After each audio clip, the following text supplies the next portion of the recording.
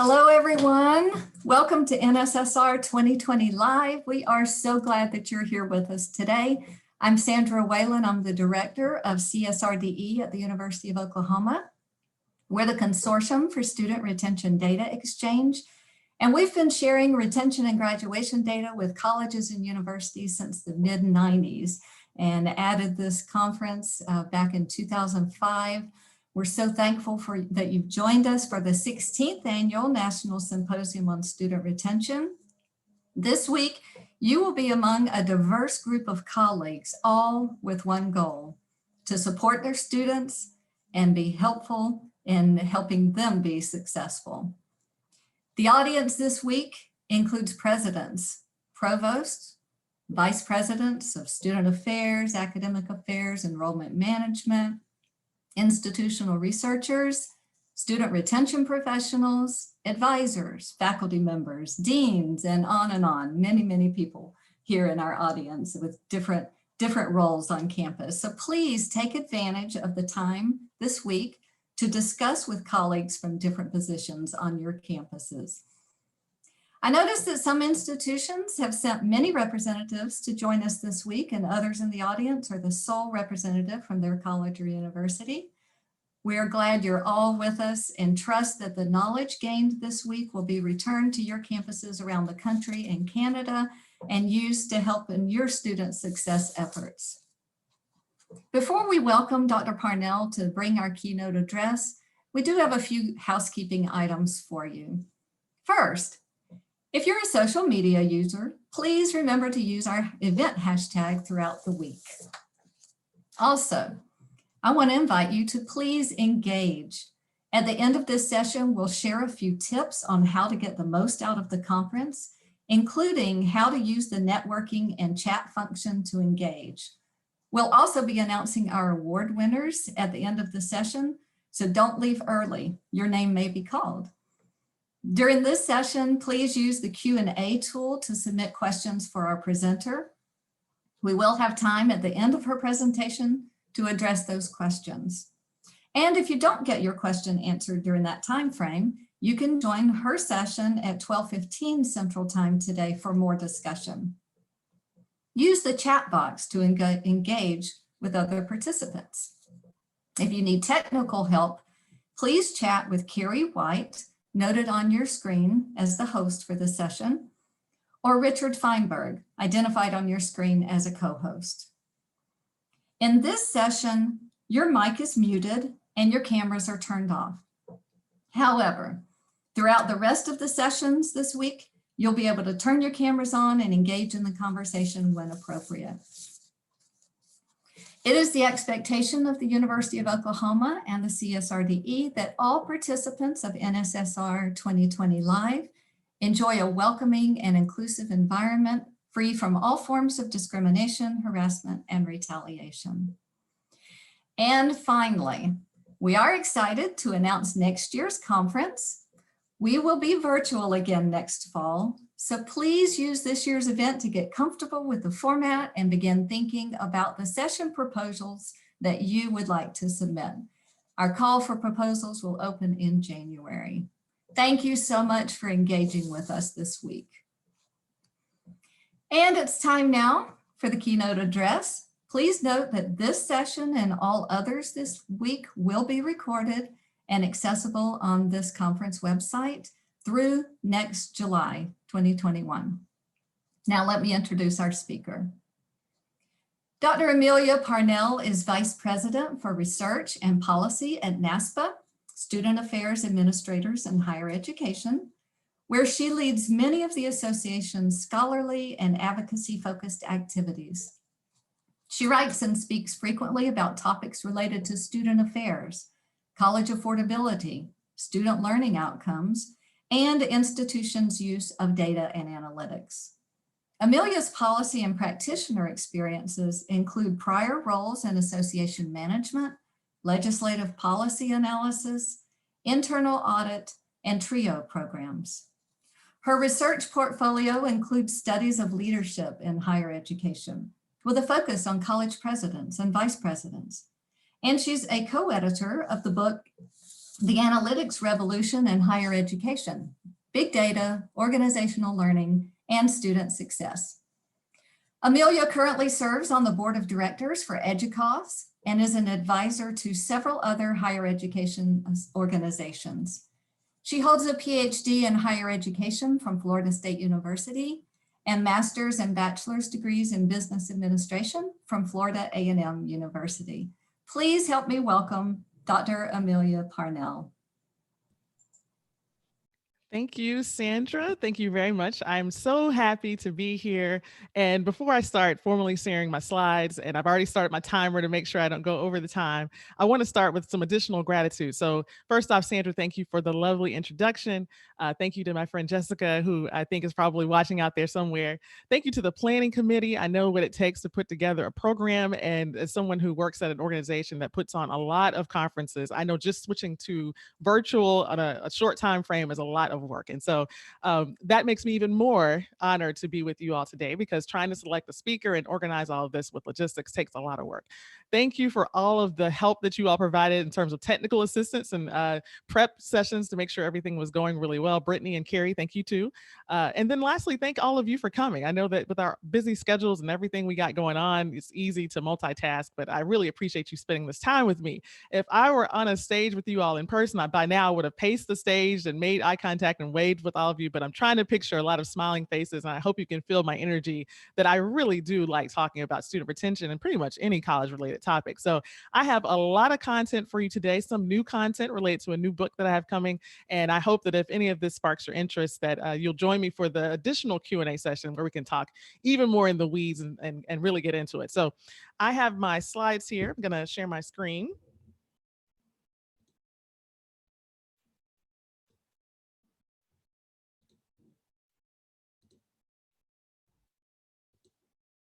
Okay, I've titled this "Data is the Key, Using Analytics to Retain Students in Unprecedented Times." And honestly, I get this question a lot about what's coming. What are the trends that are on the horizon? And honestly, if we're thinking about 2020, nothing is what we expected, to be honest with you. But if we're looking to the future, honestly, 2020 will come to an end and 2021 will be here. And at some point, the trends that we're following, you're looking for some type of indicator of the things that we should be doing right now, the skill sets that we should hold, the priorities that we should set, and what's going to be those evergreen type topics. And I think that regardless of how we frame the future of higher education, data will be at the center of this. And so I wanted to do the play on words with this picture, and that door is the door to opportunity, or the door to a college, the proverbial door can be whatever you want it to be. But I really do think that data is the key. I could have said a key, but I think the key to retaining students in unprecedented times. And we are in those unprecedented times. So here's the agenda for you all. I'm going to start and tell you some things that are not in my bio. So things that Sandra couldn't have told you about me, but that might help you understand my vantage point a little bit better. I'm going to tell you a little bit about NASPA, not for the purpose of recruitment, but to give you a sense of where I spend most of my time and some of the topics that we talk about a lot. And then I'll get right into what's going on, the questions that seem to come rolling in either from the press or someone from student affairs or someone from academic affairs or IR, the big questions and the small questions. And then from there, I'm going to give what I think are the 5 keys to using data to retain students. I'll kind of start to bring the party to a close with some additional considerations, things that I feel like we can't talk about the future of higher education without acknowledging, things that come up most often as probably more obstacles and challenges than they are opportunities, but I'd say it probably still weaves together a little bit. And I'll leave you with some resources that I think have been especially timely right now and that I think will serve us all well in the future. And then from there, my favorite part, which will be the questions. And so I think we'll have about 15 minutes left by that point if I manage my time well, and I'm looking forward to it. So here's some things about me. I would describe myself for sure as an optimist. I think regardless of the challenges in front of us, I have to keep an idea that we can work our way through this in a collaborative way. I think we all have individual abilities that we can contribute. That'll be closer to the end of the session. I'll tell you more about that. At the core, I'm a researcher. I like all conversations about digging into tough questions and finding the answers. I am definitely a connector. If you've met me once and you've shared an interest in something, it could be a joy of cooking. It could be something related to a particular topic on your campus. And I know somebody else, it is very common. I have a standard template email: Sandra meet Brittany, Brittany meet Sandra, and you two, I'll step out of the way and let you connect. So I enjoy that type of stuff. If anything I share in these slides interests you and you want to know more, I might know somebody. So please don't be shy about sending me an email. I'd love to connect connect you. And then lastly, I'm a friend. If you've met me once, chances are I'll see you again, and I'll greet you with the same smile. And I really do like making those personal connections in higher education. The pictures to the right actually describe a lot more of my personality. So I am a twin. I have a twin sister, Amanda.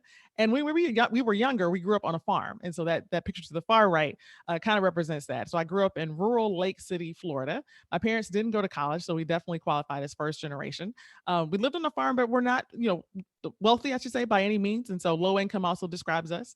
And that picture to the left is us visiting a zoo, and that's me trying to pick up the goat. And so I mentioned that I'm an optimist. I have no idea what I would have done with the goat, but my mom captured the picture, and she tells me all the time that represents my personality, and that I don't understand why I couldn't, and so I would necessarily try it. Now, I think now that I'm older, I make some calculated risk and make some calculated decisions. But that goat always reminds me of the idea that I can try just about anything.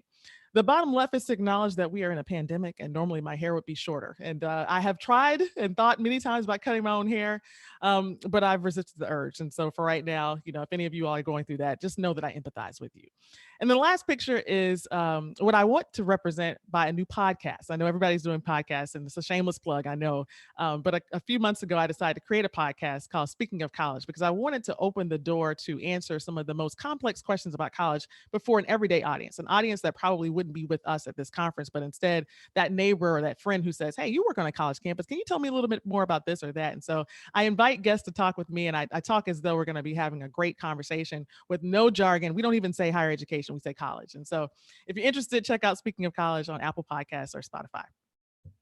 All right.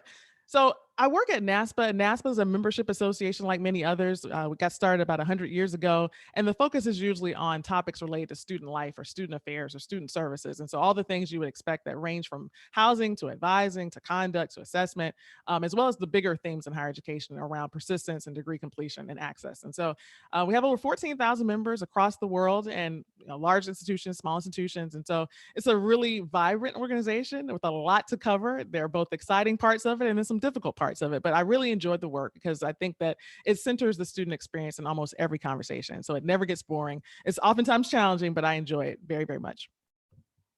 All right, so what's going on? I feel like there should be some music playing in the background if you're familiar with the song. But honestly, there are a lot of questions right now about the current and future state of higher education. And in case you're wondering what I've been hearing, and if it's any consolation, I hope that some of these will resonate with you and let you know that you're not alone. So these are the top 5 questions, macro level questions that I typically get right now about the future. So I'm going to come back after this and talk about the present.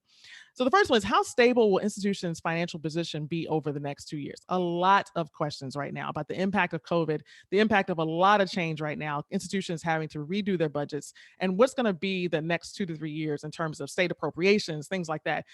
Stability right now is one question. Any type of growth that might come, will it come in certain sectors? Will it come with certain student populations and things like that? That's the biggest question I get right now. The next is, considering all the shifts politically that are happening in the country at the local level, the state level, the federal level, how are institutions going to be in the middle of that, and specifically with regard to free speech and safety? So we just had an election, and regardless of those who voted and who they voted for, some will be happy and some are not happy. And knowing that that could also spill over into a college campus, what does that mean for the campus that's no longer in a bubble? The idea, if you picture in your head, though we're in a virtual environment, the campus is no longer completely separate from the environments and the communities in which they're situated. So that means that there are going to be a lot of people with a lot of things to say, and you want to keep that level of inclusivity, but you want to make sure that everybody feels safe to do physically, verbally, and otherwise, what they would feel like they can do to express themselves. And so we don't have a blueprint for that. We didn't expect that these types of situations would be where we are right now, but they are, and we got to deal with that.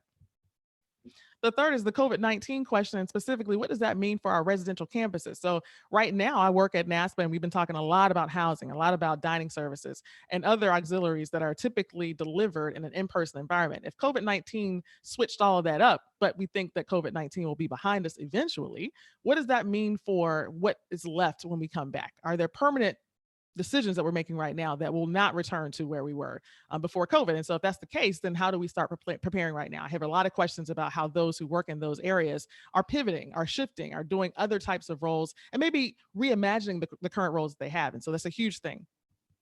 The fourth is, how do we measure and report students' performance? And basically, if we're doing it one way right now, does that need to change? I've gotten some weedy questions about IPEDS reporting, for example, knowing that schedules of reporting for all types of typical collections probably won't be the same right now. And should we make those permanent shifts? Should we wait?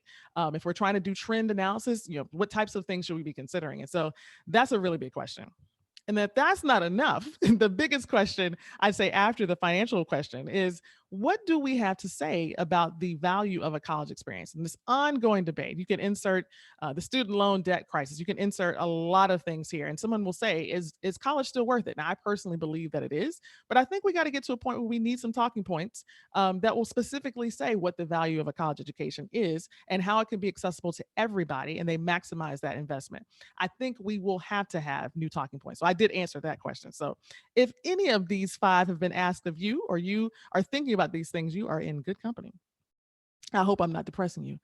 Um, in addition to those macro, very future-based questions, here's some current questions. So those are the ones that we can probably put on the shelf, not for too long, but if we didn't get to those today, we might be okay. But here are the ones right now that many campuses are dealing with. How are we realigning our financial and personnel resources? So having to do reductions in force, having to do furloughs, having to do a complete reorganization of a whole division or whole department, reimagining how we might do communication with students. Right now, there are a lot of things that campuses are doing to try to figure out how to find that balance of sustaining in present time today and then maybe planning for at least the next 3 months or the next 6 months, things like that. So near the end, if anybody's interested, I'll tell you about a national recognition project that we're doing specifically focused on how campuses are reimagining their financial and personnel resources.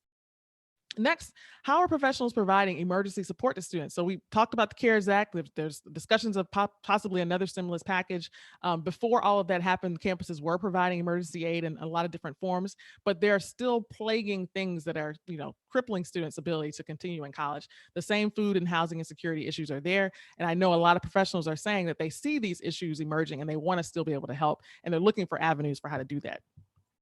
The third, career preparation. I can't tell you the number of times I've had someone ask me to give what I think is an assertion about what students can expect going out into the workforce. And so if unemployment is high, if college students are graduating right now and going out into a workforce or possible job pool where the number of jobs in some industries are declining, what does that mean for career preparation? What does that mean for career services? Who should be involved in the preparation of students for what awaits them? The fourth, we cannot not talk about racial inequities and injustice, and specifically how campuses are going to be dealing with that. So we've seen statements being put out, we've seen renaming of buildings, we've seen task forces and committees being formed. Those shorter term solutions still have to play into longer term strategies, and we don't know exactly, how long this is going to take for us to really put a flag in the ground by campus to figure out what's feasible and what's possible and who should be involved in that. So that's a big one.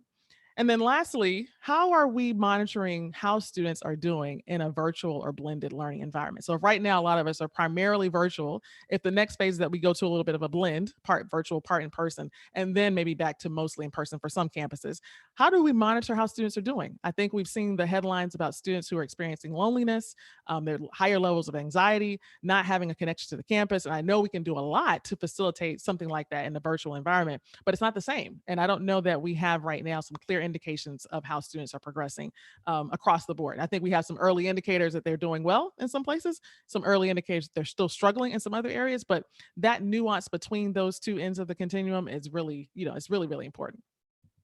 All right. So now that I've sufficiently laid the foundation of all the questions, 10 big questions that we have to wrestle with, I didn't want to leave you without some way for us to frame this. And so I really do think that at the core of all this, if we start to consider how we use data, that will help us unpack some of those big questions. So these 5 keys are based on current higher education trends. The first is, I'd say we have to use data to expand the description of student success. I think right now we have probably in our heads some typical ways we frame it, but I'd like to push us to go a little bit farther. The next is to provide and prioritize affirming and inclusive environments. And I think a lot of that doesn't just connect to outcomes, but instead the process. What are we doing on our campuses to let every student know that regardless of where they come from, what identities they hold, campus, either virtual or in person, can be a place that affirms their identities, that welcomes them and includes them in the conversations that matter to them most. And so that examination of the need that they hold, as well as the process we've used to address that need, is equally as important as the outcomes that we hope to achieve. The third is communication. We have to use data to reach the students in the ways that are most comfortable for them. Now, I realize some of you might say, yeah, duh, we've done a lot of emails, we've done a lot of text messaging, we know communication is important. But I think right now there's a cost to communication. If done well, it could be the difference between a student feeling as though they're out there by themselves or connected to the campus. If not done so well, it could be the difference between them not feeling welcome. And so there are specific strategies. We could talk about the actual tactics and whether to use email or whether to get on social media, although I've heard students don't want you to be with them on social media in some instances. But I think a lot of it is about the nuance and finding the balance of where to insert various types of communication and get that feedback from students to help them get acclimated and feel comfortable, regardless of if they're a first year student just going through the orientation process or a last year of college student looking to go out into the workforce or graduate school or some other direction. That connects to the next point. So I mentioned the value of college and how we're going to, have those talking points should debates arise. There's something in here about using data to help students see the depth and the breadth of their learning. And I think that for those of us who would actually assert that learning happens everywhere, there's a huge opportunity here. And so to retain students would have to be to convince them and persuade them that learning is not just in the classroom. Learning happens outside the classroom. It happens in any other space where they pick up skills and competencies and can document that and can measure it and say, before this, I had this level of understanding. And after this, I have a greater level of understanding. So using data for that purpose will help us in the long run. And then lastly, this is the part where I'm breaking new ground, introducing something brand new to you at the end of the session, is that I think that we have to understand our own individual data identity. And I believe that we all have a data identity comprised of 6 core areas. And so I'm going to tell you more about those 6 core areas, how they all fit together, and how, regardless of what your role is, you could be the person working in dining services, you could be a professor, you could be a groundskeeper, you could be the president. I believe that we all have a data identity comprised of 6 components, and to leverage that data identity makes us stronger together. And so that's the best way for us to retain students and recognize what we can individually contribute to the larger whole. All right, so I got 5. So as you imagine, there's going to be 5 more sections to get through each one of them. The first one, I mentioned that we need to expand the definition of student success. And so I said, let me think about where I see it. And honestly, it's showing up everywhere. So some campuses have a student success coach or a director of student success.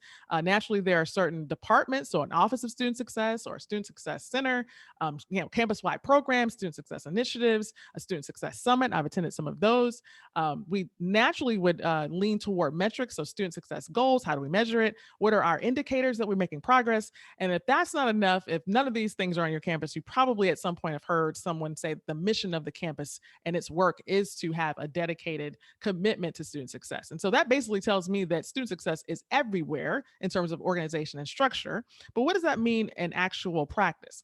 Typically, I hear these 3 terms in terms of student success. So what makes a successful student? Well, if we can keep them enrolled, so naturally this conference, if they're progressing well between semester to semester, and if they ultimately earn a credential. And so that would be a reasonable assertion that a successful student should stay in school all the way to the completion of their goal. If that's a credential, if it's a short-term credential or long-term, we would say that that is a successful student. And I absolutely agree.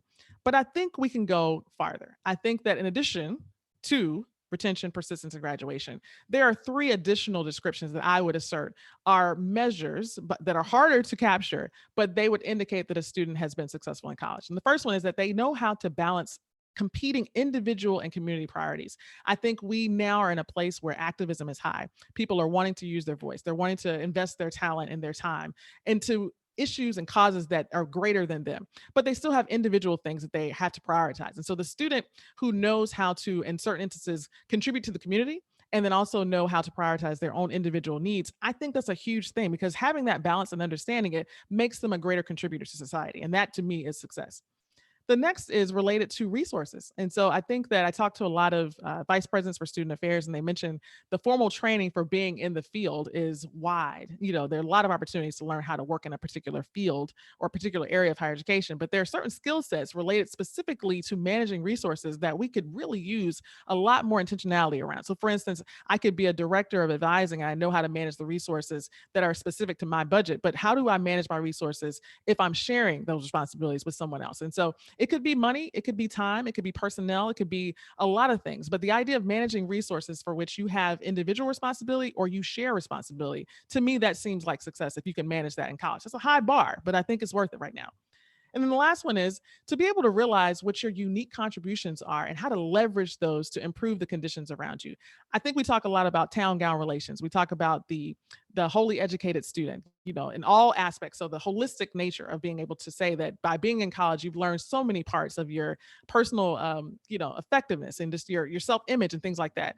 To be able to realize those things, but then leverage them to improve the conditions around you is huge. And so I think to the extent that we can facilitate that type of understanding and progress for students, they would leave even more successful. So each of these three things has an opportunity for data, and there's plenty of variation in how we'd approach it. But if we can, I think that we can elevate what we describe as student success, and we will be better for it.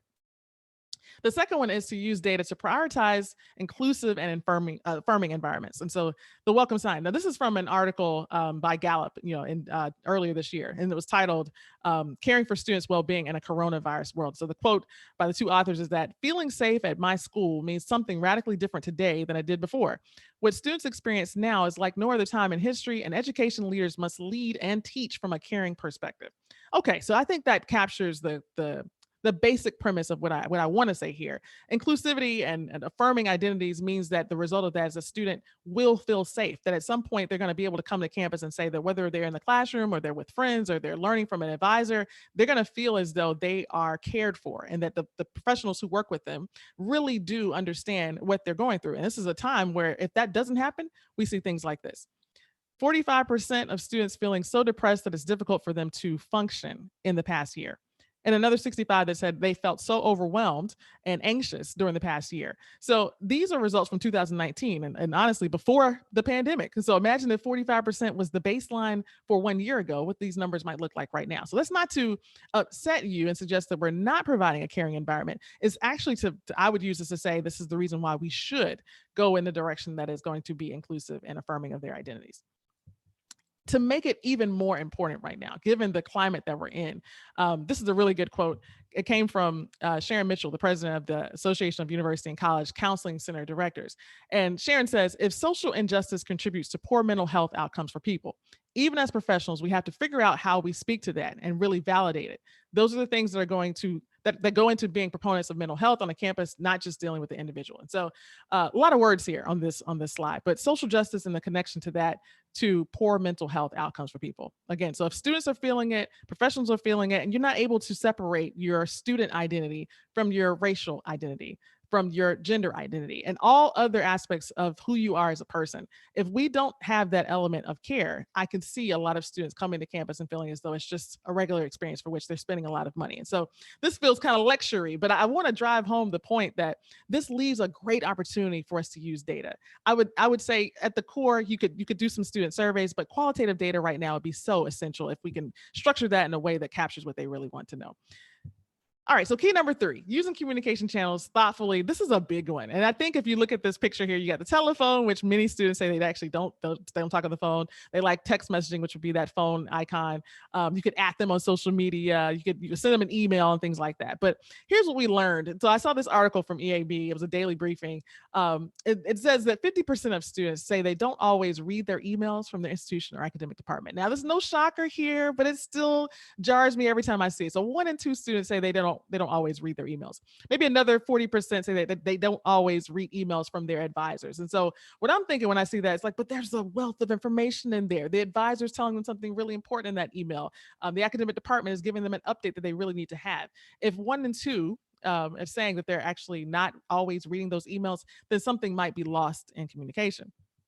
So NASPA did a little bit of a study where we talked with students individually and asked them about their communication preferences and things that they've been experiencing hearing from their campuses. And we talked to some professionals who actually are responsible within student services for sending out communications via email. And so it did indicate a lot of opportunity for, I'd say, some restructuring, not necessarily opportunity for improvement, but maybe reimagining or realigning resources. And so we produced a 5 things brief, basically 5 things that professionals should remember or keep in mind when it comes to communicating with students via email.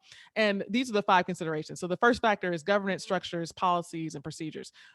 This can get really weedy really fast, and it's not to be prescriptive, but there are a lot of campuses that say we need a little bit of coordination. So if one office writes a student on Monday, another office is going to write them in the same week, should those 2 offices coordinate or consider how they might streamline messages or combine them? So it's not to be, again, prescriptive, not suggesting that there's one single way to do it, but that governance piece and policies and procedures is really important. The next one is building awareness about email communication standards among the faculty, students, and staff. The idea of what needs to be in an email versus what could be on a small post, on social media, something like that. This awareness that there's multiple channels and how to use that, I think, is important. Data to determine the effectiveness of the email strategy. That's probably common. I know a lot of people do A/B message testing. Does a certain subject header line have better results than another? I don't think we should lose that. I do think that open rates and click-through rates and things like that are important. But there's some nuance there. I think that maybe looking at how students read the messages on what type of device, and someone would say, why do we want to go down this rabbit hole of knowing the effectiveness? I think it helps us streamline the process. And so retaining students means that we have to get the institution's most important information to them at the right time. So timing is the piece here. And if we can better determine what's effective, we can get that timing more precise. And so that way the student doesn't feel pressured to have to make a last minute decision or something that's of really, really great importance to them. That kind of gets to number 4, the pairing of email with other modalities. I think the same point I was just making about maybe some things don't have to be an email. They could be on social media. They could be another strategy.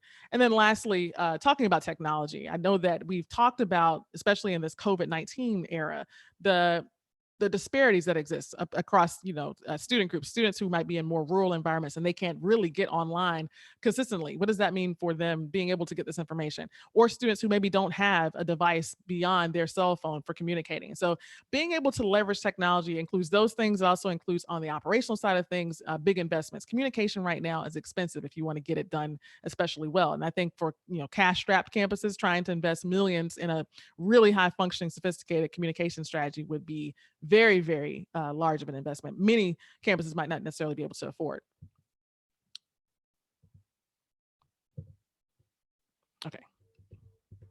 Number 4, helping students see the depth and breadth of their learning. So these 2 images I put here because I wanted it to really represent what it means to be in college. And I think this doesn't surprise anybody, but oftentimes we picture a college student in the classroom sitting, enjoying a great message and lecture or engagement opportunity with their professor or others. But to be outside the classroom, to be engaged in, clubs and activities and sports and the band or other musical engagements, to be leading a debate team, to be leading a rally, to be hosting some type of discussion with a guest speaker. These are all places where students are picking up skills and competencies. And so right now there's this huge movement toward what people would refer to as comprehensive learner records or interoperable learning records, but basically any type of digital record that would promote the idea that learning happens anywhere and everywhere. And so basically, these can range from co-curricular transcripts to badges to e-portfolios and other digital instruments. And so I imagine some of you have probably already heard of this, especially co-curricular transcripts. Those are not especially new, but the data piece of this is not to just capture the information, not just to record it in a record, but to pull out the differences across students. So their experiences in the first year of study versus their experiences in the last year of study. There should be some gains that happen there. There should be some difference between just being exposed to these opportunities to being fully immersed in those opportunities. And so if learning happens everywhere, the depth of that learning can be pretty deep. And I'd say that the width, the breadth of that learning can be pretty wide. And to the extent that we can help students see that, I think that they will understand really the value of college. And so institutions are pulling data from these types of records to show the impact of engaging in out of classroom experiences on students' performance. And so it kind of goes back to the tried and true literature that the more engaged student is more likely to persist and we are likely to better retain them in college. And so if we know that, then let's use some data tactics to actually pull some of that out. And so this project of the Comprehensive Learner Record is going on right now as a partnership between ACRO, so that's the Registrar and Admissions Officers Association, NASPA, and the National Institute for Learning Outcomes Assessment. So we're partnering to help over 100 campuses create these types of records. And so again, they don't necessarily all look the same, but the outcome is that campuses will now be able to give students a certified, institution verified additional record in addition to their transcript, something that captures a lot of the additional learning that they picked up in various parts of their campus experience. Now, everything doesn't go on there. If 2 students have a conversation, about politics for 2 hours, that doesn't go on the record. But if they participated in a weekly webinar series for the whole semester and they've learned things throughout that whole experience, that could go into one of these records. And that is something that they would want to show and share with their family or future employers or graduate schools. All right, so the fifth one here is to understand your data identity. And this is the part where it's going to be a drum roll. We're about maybe 20 more minutes left in the session. I am so excited to share this with you. And this came out of a lot of conversations that I had with professionals who said, Amelia, look, you gave me these 4 keys. I didn't share them with them, these 4 keys, but I could see myself having a lot of data conversations. I've laid the foundation. I've made the case. I've drilled home the points about why we should all use data more effectively, more efficiently, more frequently. And they say that sounds really good, but I'm not a data person. Sandra is our data person. Brittany does our assessment. And I usually find myself saying to them, you are a data person though. You just have to figure out how the pieces of your data identity fit together and where your conversation should be going. So before I get into the actual result of those conversations, I want to say that if you're wondering if the data roles really should right now still be talked about as though they only live in IR, I think we could say that we've passed that point. IR for sure are our greatest contributors to some of our data conversations, but collaboration is still happening across other areas of the campus. And so NASPA partnered with EDUCAUSE, which represents a lot of information technology professionals, as well as the Association for Institutional Research. And we asked IR, IT, and student affairs leaders how they actually use data to contribute to student success. And we found some really cool things. And so 60% of IR professionals said that they actually are involved in assessing the impact of interventions. And so if you think about traditional roles as we've described them, and you think interventions, most times someone would say, oh, that's student affairs, that's student services, that's academic affairs. They're the ones that are actually deploying some type of strategy, tutoring, or maybe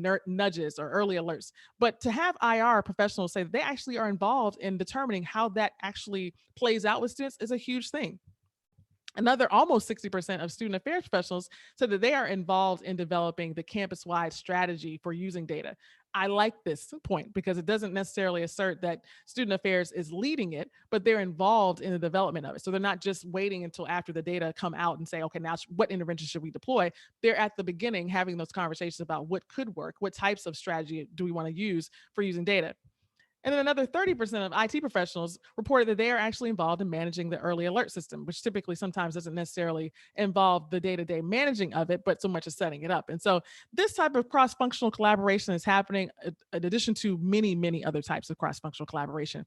But I think at the core of it, we still have to figure out for those who don't work in IR, don't work in IT, don't work in student affairs, they can also contribute to that level of collaboration. And we need it in order to retain students. I'm thinking about the premise of this whole conference, this whole event that we're together for. So now, if I had a drum, I would do the drum roll and say, I am happy to share. I've only shared this with one other audience last week, the identity framework that I've developed. I think there are 6 components that professionals, if they had greater attention on them, could help them understand the depth of their actual data identity. So here they are. The first one is curiosity and inquiry. It's the ability to ask clear questions. I know somebody's been in a meeting where it said, wouldn't it be nice to know? And someone actually told me that they had a colleague who said, I think I'd want to know if people are using the green recycling bins more than the blue recycling bins.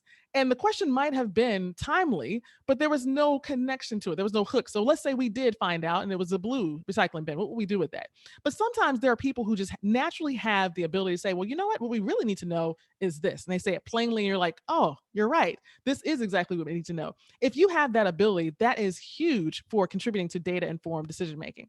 The next is what you would expect naturally, research and analysis. So things that relate to computations and the selection of the appropriate methodology and being able to run really sophisticated analyses, regressions and predictive modeling and prescriptive modeling and things like that. You have to have that. But I'm not asserting that everybody has it at the same level. If you do, that is a part of your identity and it should be welcome.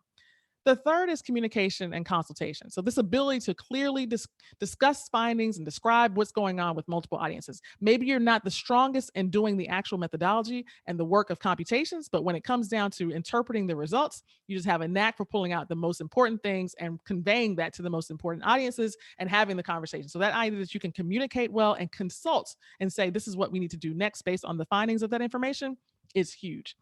The fourth is campus context. And I want to call this out specifically because I hear a lot of people saying, well, if you've been on a campus for 15 years, maybe your likelihood to envision things in a new way might be a little bit hampered. And I would reject that idea. I think that those who've been on a campus for a long time, let's say 10 years, 15 years, you have a lot of knowledge of what's been happening on the campus and the trends and things that have worked and not worked. And so to contribute to a conversation, that's a data skill to me because you can bring information about what's happened before and say, actually, I know this type of idea is not brand new. We've tried it before. Here's what I would suggest we do instead.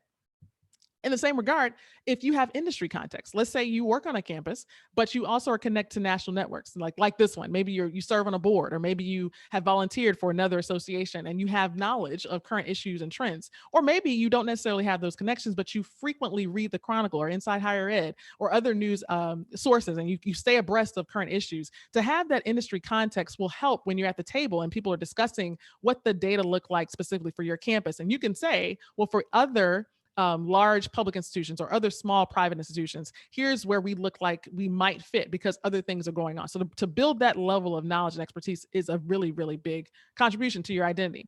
And then the last one is strategy and planning. I would imagine that someone on a team has to have that natural ability to select and execute a course of action. So you've gotten the information, the question that needs to be answered is clear. You've got the supporting documentation and the data to support why it's important. You've communicated to all the stakeholders why it's important. You have the context from the industry perspective and the campus perspective of what's happened in the past.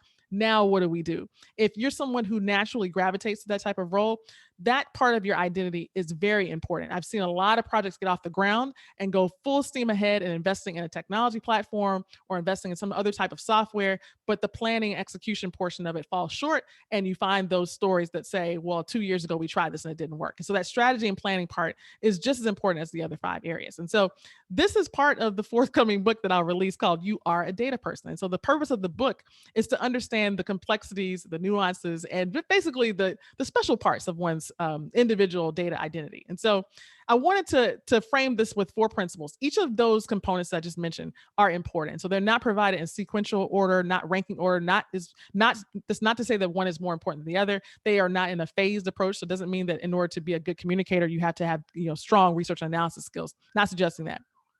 Sorry for the sirens in the background. I don't know. That always happens at least once an hour. I apologize. The next one is that I realized that within each of the 6 areas, there will be someone who has more experience and someone who has a little bit less experience. That's not to suggest that one should not have a part of all 6. And so if you haven't taken a stats class, which is what someone say to me often, it's okay. If you've not taken one in a long time, it's okay. I do think even running descriptive stats is part of research and analysis. And maybe the more sophisticated parts would be at an advanced level. So in the book, I describe what it means to have a developing or emerging level all the way up to a strong level of capacity. And then all 6 are valuable to engaging in collaborative work on a campus. So again, I mentioned that these 6 should not be, seen as anything other than a comprehensive approach. And we all have all 6 to some level of degree. And then the last one is that the extent to which we engage in certain activities will vary. I can imagine if you're brand new on a campus and you just started in your role, you may not have a lot of strategy and planning responsibilities because you've just gotten started. Or if you just moved to a new campus from another campus, your campus context won't be very high. And so that level of frequency that you have will probably vary. And that's okay. If you imagine what that should all feel like, though, it should be like a nice salad. And so that picture to the left, I hope, represents it. You're like, what's the deal with the salad? The idea is that if you have the cucumber and the tomato and the carrots and the lettuce and all that together, it makes for a really great salad. And so imagine that each of those parts of the salad represents one of the 6 parts of the data identity framework. You could have a bowl of cucumbers only, and it would be just fine. So you could only be a good communicator, and that would be fine. It would be valuable.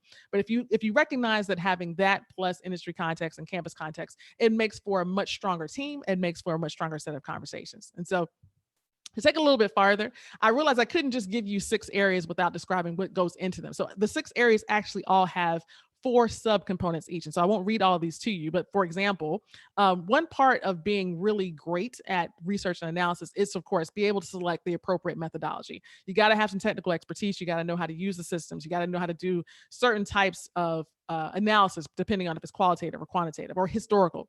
How to integrate data across systems is a part of it, and how to compute the actual results is part of it. So I mentioned in the beginning that asking clear questions is important. You think, oh, that's as simple as just asking a question and people understand, that's fine. No, I think it's being clear about the issues that are on the table, being clear about the historical context or why it matters, being able to actually form the question and then know which stakeholders it's going to impact the most. And so the idea here is that if you can wrap your minds around the idea that the 6 parts of the identity are important, there are 4 subcomponents to each that are just as important as well. And so I'll leave this on the screen just to maybe call out one more in the area of industry context. So you all are attending a national symposium on student retention. To know about news and events in higher education is huge. If you're coming to sessions and you're picking up knowledge, you're making connections, that is a really great addition to your data identity. If you have understanding of differences across sectors and sizes of institutions, if you can follow student trends and you know what's happening with adult learners or students students with disabilities or students from marginalized populations or returning adults. And so any of these aspects that contribute to your functional knowledge of the industry would be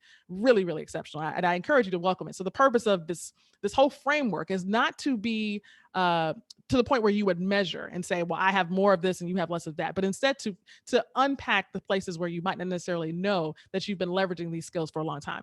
I did not say that everybody is an institutional researcher. So I want to be clear on that. I'm not saying that, but I do think we all use data in our daily work, and to embrace these parts of our identity will serve us well in the long run.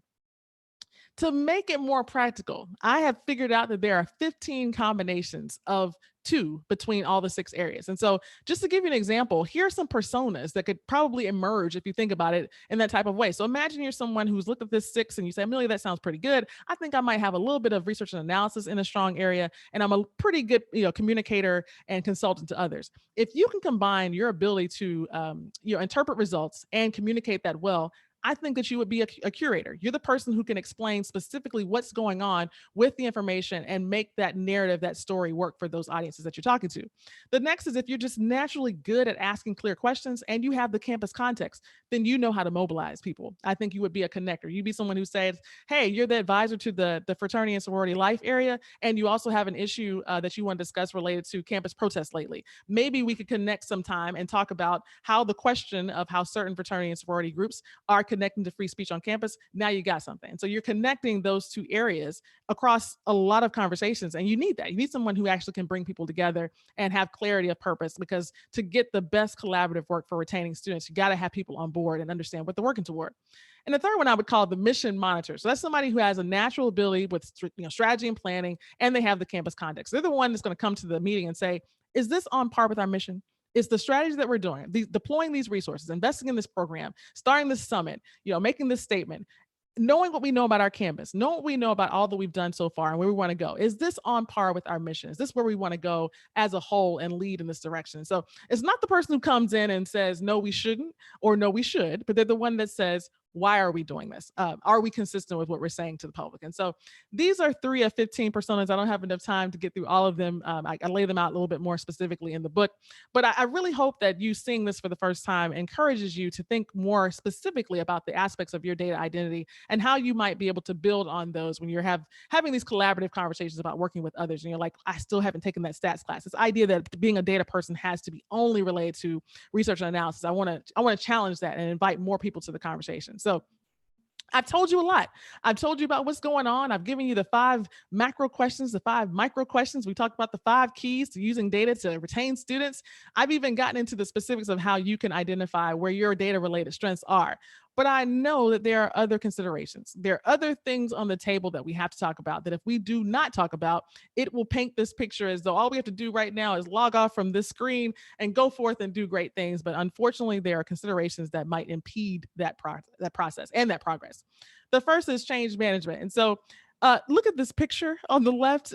It feels like this might be 2020, but it might also be 2021. The idea that you're going in a really, really solid direction, all of a sudden you make a hard turn and you go completely backwards in the other direction. Even if you wanted to keep going straight, you might run straight off into the cliff. And then there's this whole gray skies thing. I don't present that as though it's doom and gloom or something that's really terrible, but the idea that change management is going to be important. And so knowing that you have to make pivots, people call it the pandemic pivot, or have to make decisions on the fly. You don't have the luxury of having to chart a course that's going to be specific given the times that we're in, because we're in unprecedented times. People refer to that.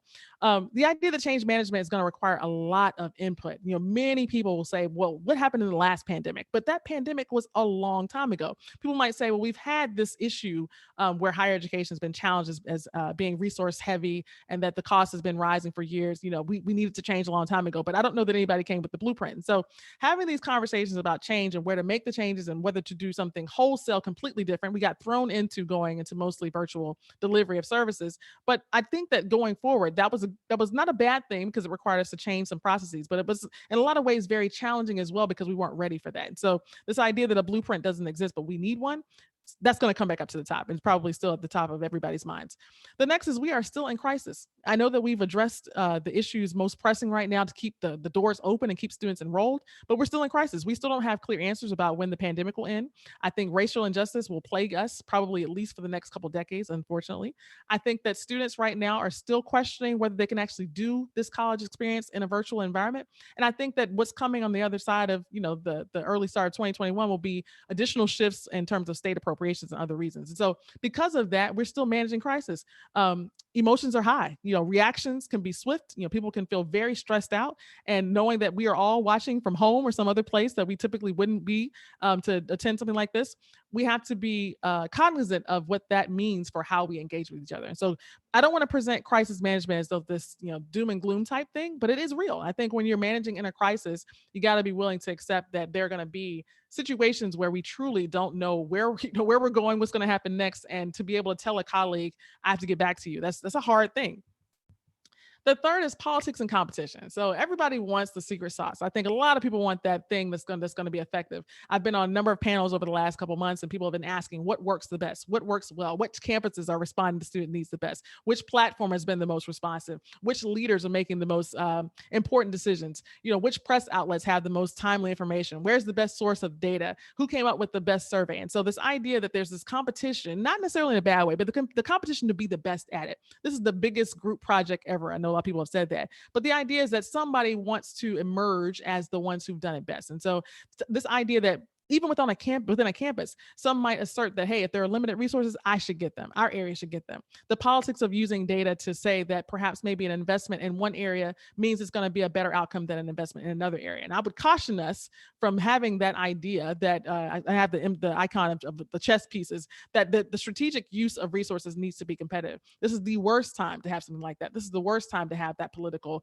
type of competition on a campus. And I know that sounds kind of, again, to my point earlier about affirming and inclusive environments, a bit lecture style, but I mean that. I think that right now students really can anticipate having a different type of college experience than what they were hoping for, at least for the next year. And so to the extent that they don't sense across areas that they engage with that one area is better than the other, I think that just helps send a clear message. And so the fourth consideration is just resource constraints. It's the one I probably could have led with, which is that we're trying to do more with less, many of us. And that's not every campus. Some campuses are not dealing with the resource constraints in the same way.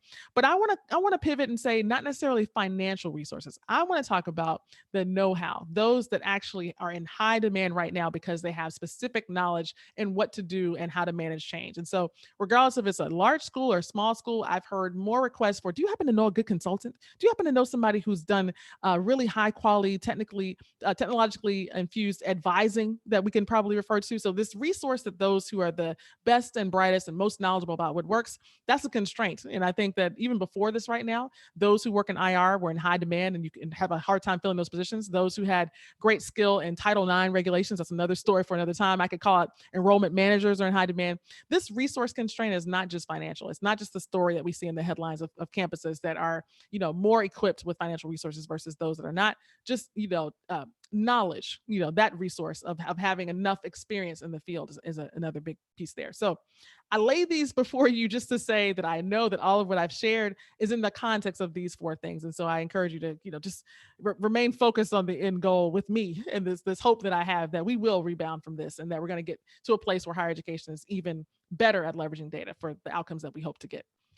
All right, so we're really close to the end. I think I'm spot on with maybe 2.5 minutes left to go. I want to leave you with 3 resources that I found to be really timely. The first is from Achieving the Dream. They have a toolkit that's related to holistic student supports and the redesign of it. And so it's a really lengthy document, but filled with lots of good information, probably over 100 pages. Chapter 8 is specifically talking about a data distribution strategy, and it provides a worksheet. And so the idea is that you take that worksheet or some version of it and use it to lay out where your data is dispersed across maybe your department, maybe your office, maybe your unit, or maybe even across the campus. But the idea is that if you're going to provide a holistic approach for student supports, especially for the purpose of retaining them, there should be a strategy about how the data currently are dispersed across the whole campus and distributed and shared and communicated. And to have that worksheet as a starting point is a really good place to see where the data that you need most lie and where the data that you most need maybe don't exist. And so that's a really great resource. The second one, It's my timer to tell me to stop it. The Virtual Support Services Summit is something that NASPA is hosting in February 2021. So I mentioned earlier that a lot of campuses are asking what's working well. What are campuses doing to provide the critical student support services that students need, especially in a virtual environment. So right now we just closed a nationwide call for campuses to tell us more about what they've been doing. And so we're going to get some really great examples. And next month we're going to announce 10 selections of campuses that have been doing exceptional work. And then we're going to showcase them and provide an opportunity for other campuses to engage with each other in February 2021. So I hope that when you see the news, you'll save the date, and it'll be an opportunity for you to just learn more about what's been happening and how campuses have been pivoting and leveraging resources in new ways. And so that's going to be February 2021, and we are really excited about it. And the last one is a shameless plug for the book that I mentioned. It's called You Are a Data Person, Strategies for Managing Analytics on Campus. And summer 2021 is going to have the data identity framework that I share with you and a whole lot of details about how campuses can leverage data to make their biggest goals for student success and actual experience. So my last slide here is with this quote. This is from two people who I interviewed for the book. So I interviewed 40 professionals across various campuses across the country, various roles. And this one is from Amanda Cuevas. And Amanda says, there are a lot of people who are in the same boat. Use it as an opportunity to build connections and keep the lines of communication open. We get to that point sometimes when we are afraid to ask for help. We're afraid to say that this is not working. Try to reach out to get the help you might need. And I think this captures a lot of what I really want to say. I don't think any single person has all the answers for how to reach that key to unlocking the potential of retaining students. But I think together, in this picture in a cheesy way kind of represents that. To the extent that we can acknowledge where our strengths lie and where we might need some help, that is the opportunity to build connections. And students feel that too. And students truly can be a part of that conversation and that strategy. Speaking of students, Patrick Biddix at the University of Tennessee says some of the best data you'll ever gather is from conversations with students. A constant source of data for me is conversations with our students, just casual and informal about how their day is going, what the classes are, and what we can do to make things better. And I like this quote. And so it gets back to my key number 2 about affirming and inclusive environments. We can survey them about what they're experiencing. We can pull them to the side and ask them to give us long descriptions of what went wrong. But I think the ongoing relationship in those conversations will help us get there equally as well. And I love everything about that quote. So at this point, we are right at the time on the dot that I hope to reach, and I'm going to try to stop sharing my screen and take any questions. Sandra and I haven't been monitoring, so I don't know if anybody has put questions in the Q&A. I see a couple. I see some chats in here. So this will be that point where if you have any, I'd be glad to answer. So let me take a look. Can we get links to the studies you referenced? Yes, I can. I can put those in there. I can send those to Sandra, and we'll probably either put them along with the slides when they post them, or you can write me directly, aparnell@naspa.org. The next one is, when exactly will the book be released? Beth, I'm glad you asked. I have a tentative date of June, I believe probably June 30th or so of 2021. So I just submitted the final manuscript about 2 or 3 weeks ago. And so it's now in production. And so unless something changes, I'll keep my fingers crossed. I'm hoping to have that ready for you all in June 2021. I see a lot in the chat. So if I can go over here. I don't know. A lot of people are identifying and appreciative of the connection of everyone is a data person. Yeah, they're liking great. That. Yep. So, Sandra, do you see any other questions that are in here? Specific questions, I don't. So audience, let's hear your questions. Put them in the Q&A box instead of the chat, and that way it's a little easier for her to see these questions. Let's see. Yeah, as far as specific questions, no, this was just a lot of chatting, which is great. This concept resonates well with me. It empowers the frontline folks who observe valid needs and issues. It fosters a holistic institutional approach to data. That's what Kelly had to say. So yeah, lots of positive thoughts about that. Yes, our audience is quiet. Our audience is quiet. I've given them a lot of content to consider. I appreciate the part here that says the concept resonates and empowers the frontline folks. I said that because I think that this idea that you'd have to have a certain level of experience in order to be able to contribute to data conversations is one that's a missed opportunity there. So, okay, we got some stuff here. It says, what are some ways to assess the expanded student success areas? And so Teresa, that's your question. So I think honestly, when it comes to assessment of student success areas, I think it depends on which aspects of it you want to focus on. So oftentimes when I think of student success and what needs to be there, I think it's the framework that we probably all use. So you got students progress financially. So their understanding of how much it's costing them to be in college. If they're taking out loans, what's their strategy for not just paying it back after college, but managing those loans and the understanding of that. If they're not receiving loans, but they're probably still paying for it out of pocket, do they understand truly the breakdown of what their cost of attendance is? There's a really great sidebar. So there's a really great report from New America talking about how the letter that students get that basically shows how much money they're going to be getting and how much it's going to cost varies across campus. So being able to interpret that. So their financial development, their academic progress naturally, their social emotional piece there. And I'd probably say just in general, those three flow out into all the different areas of student success areas. And so I know that we could say assessing the expanded student success areas would focus on outcomes, and we need that. We do need to know if a particular program or service has been successful. But I would encourage us to start with needs and process. And so specifically, let's say I am that student and maybe the area that I need help is in advising. And perhaps maybe all the data have shown that I've not been showing up to meetings with my advisor, or perhaps I've been coming, but nothing has really produced an indication that I'm on pace or that I'm progressing the way that I should.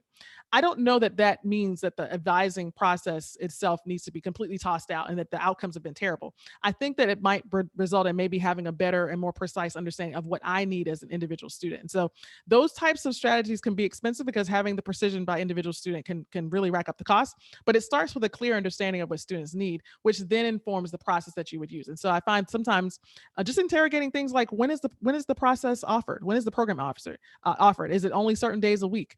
Is there any after 5 option, things like that? So those processes that you're using combined with maybe a misalignment or non-alignment of the needs that students hold might be the reason for outcomes that you're not expecting. And so my first suggestion would really be to look specifically at the needs that you've addressed, and are you meeting those needs with the current process that you're using? And if you've interrogated and re-envisioned your process and you have a clear understanding of the needs, then you can look at your outcomes and say if they're not where you want them to be, maybe go a little bit in a different area. And I would do that across the financial, the academic, the social, emotional, and even other areas that we probably wouldn't necessarily rise to the top. So Don has, how do you see the data department and the student facing units partnering?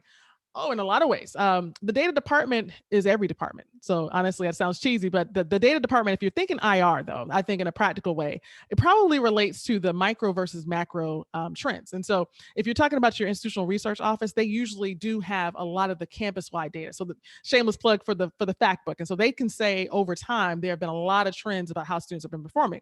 They would be able to provide that macro perspective. Now, the student facing units, let's say the unit is career services. Let's say career services. And students who have been, again, the wonderful time for the sirens we pass by. Let's say career services right now is looking at the rates at which students are graduating and getting jobs. And so they've been able to work through all their data from the career fairs and follow up with employers and things like that. If that career services office is curious about whether those students who are gainfully employed are largely coming from certain areas of the campus, like maybe they'd say all of our biology majors seem to have to be landing certain opportunities, they might partner with IR and say, what is unique about the performance of students on this campus who are majoring in biology? And you might find that maybe they take certain classes at certain times. If you need that macro perspective of what's happening across the campus and how those students in biology might compare to others, that's where your IR office can provide the additional context. And so it's not that one area has the better data, compared to the other, but the partnership gives you the better depth of understanding of what's going on, so that when you make decisions about how to better address career services, you have the informed approach that the IR office could provide to you. But the data department could also be within your unit. So I see a lot of movement now where certain student affairs divisions are actually creating new roles for a student affairs assessment professional. Maybe the HR department for the campus has a data person they perceive as a data person too. So that's one example I would give, but I think it's the micro macro balance there. I hope that answers your question. Joanne, it's a really good one. How do we assess the impact of engaging in out of classroom activities? That is a good one. And so assessing the impact can go in a lot of different directions. Now, if the question of impact is that you want to know if the students who are deciding to join a club or activity are progressing in college at better rates than those who do not, that's a tough one. It's hard to unpack, but there's a way that you could get to it. And so I'll give you an example. The University of South Carolina has an initiative called Beyond the Classroom Matters. And so they started off saying, hey, we want students to really see their options as clearly for out of classroom activities as they do for in the classroom activities. So they created a whole separate catalog, homegrown system, so a whole separate catalog that lists out over 300 different opportunities for students to get engaged. So everything that you would expect, like clubs, activities, webinars, social activities and things like that. And when students got ready to have an interest in those things and sign up, they did it through a portal where it would actually pair back to their PeopleSoftware banner data, their SIS data. So they could actually say, of all the students who have been actively engaged on campus, which of them are majoring in certain areas, which of them are first year students or second year students, things like that. And then they would also be able to pair that with the activity data. So let's say they did go to a webinar, they'd be able to say, like, what was the length of time or duration of that? Again, it's not correlation is not, causation doesn't mean specifically that the outcome of them engaging in these activities meant that they were going to stay and be retained and they're going to graduate at better rates. But what they can say is if they're trying to appeal to certain groups of students that have, historically not been engaged, they now know where to go. They can look at their own trend data and say that they can pair that with their academic progress. And so they're not just telling the story of, 1 in 5 students are going to clubs. They're saying 1 in 5 students who are majoring in this and have been at the campus this long are actually engaging in activity. So part of it is truly just straight outcomes, but I actually think assessing the impact relates to their experiences in person. So going to those sessions where students are gathering and having those facilitated conversations about what did you learn? How do you feel? How does this increase your ability to navigate the campus? Does it make you feel welcome? Does it give you a better sense of how to manage resources or how to unpack difficult problems and be a better verbal communicator and things like that? So Northeastern University has the self-authored integrated learning initiative, or SAIL. And so I'll put these links too. Sandra, if you follow up with me, I'll make sure I give you links to all of these. They have decided there are, I think, at least 5 or 6 main domains of things that students learn because they're in out of classroom experiences and they're facilitated that way. Their assessment of the impact is that if students are able to acquire these broad things, so some of them include things like self-image, it includes time management, it includes, of course, verbal communication, things like that. They have metrics built into all of their activities of how they would do that. And so I really enjoyed learning a lot about it. Daniel, I felt like I'm being long-winded on all my questions. Sandra, how long do we have? Do I have time to answer a couple more?